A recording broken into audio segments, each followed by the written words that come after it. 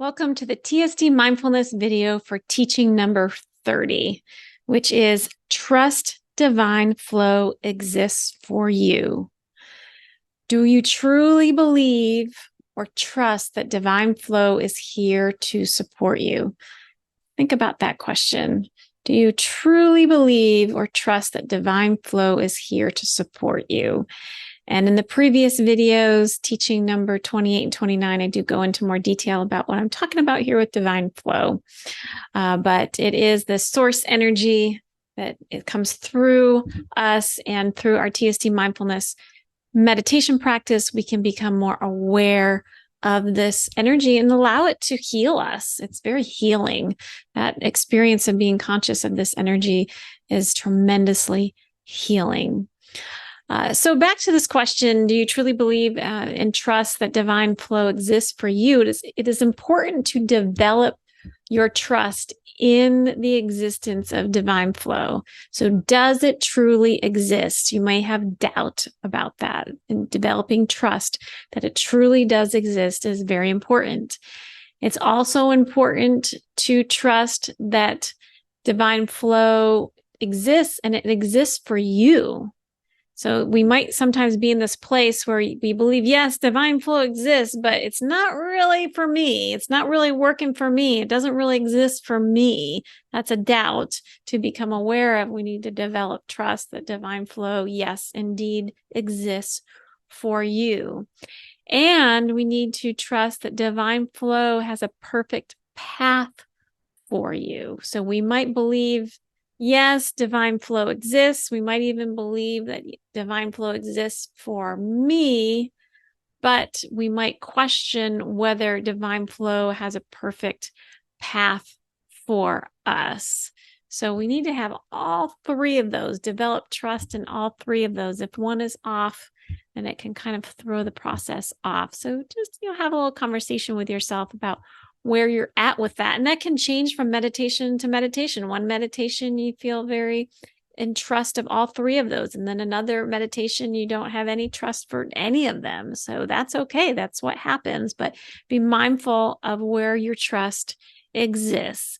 And so I want to go into, how can we develop that trust if we notice that there is doubt?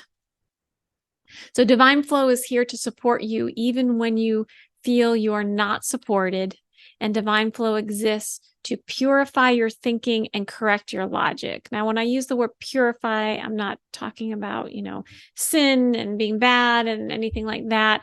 I'm talking about healing that we have. So it says purify your thinking. We have what I refer to as faulty logic that often comes from trauma. We have trauma. We have these things that happen to us, and then we end up believing these things that aren't true about the world, that aren't true about ourselves. Shame, for example, this devaluing thinking where we're putting ourselves down, perfectionistic thinking, things like that.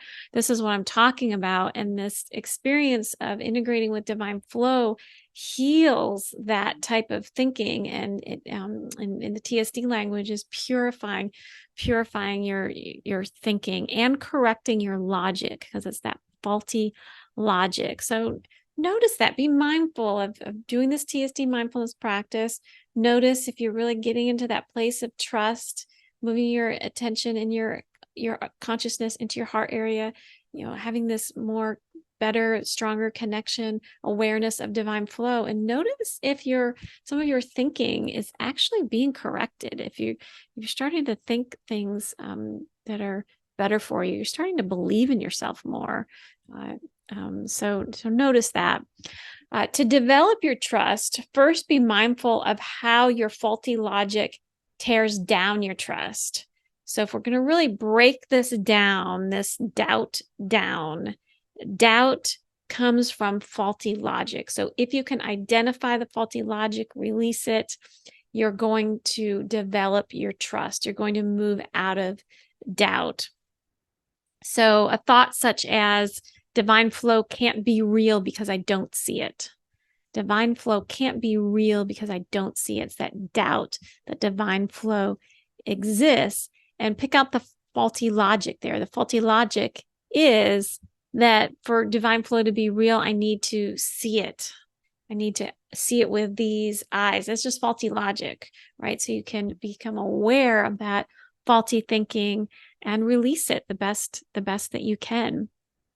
So the way I teach this, the TSD mindfulness perspective on this, is that faulty logic is a definition of distrust. Faulty logic is a definition of distrust. And you can use your will to disengage from your logic by simply listening to a sound in your environment or focusing on a physical sensation in your body. So what that means is, if you identify the faulty logic, can you use single pointed focus to kind of shift away from that faulty thinking, that faulty logic, to develop your trust? It does. It really can work.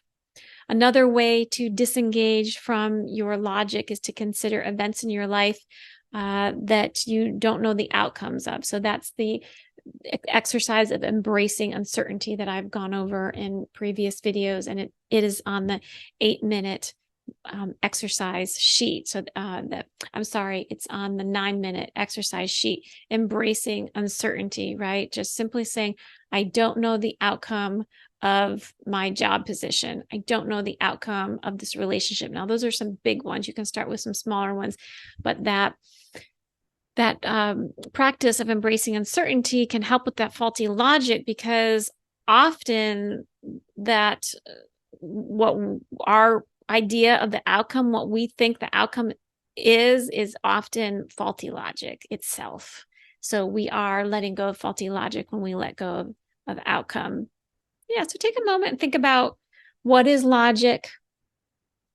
How does it affect trust?